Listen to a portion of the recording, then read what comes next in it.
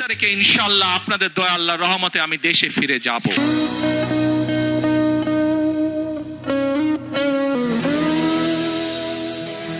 প্রিয় ভাই বোনেরা, মার্টিন লুথার কিং নাম শুনেছেন তো আপনারা? মার্টিন লুথার কিং, তার একটি বিখ্যাত ডায়লগ আছে, আই হ্যাভ এ ড্রিম।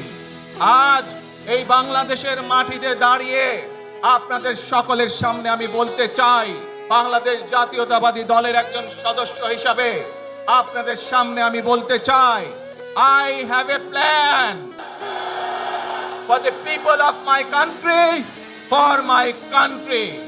এই পরিকল্পনা দেশের মানুষের স্বার্থে, দেশের উন্নয়নের জন্য, দেশের মানুষের ভাগ্যের পরিবর্তনের জন্য।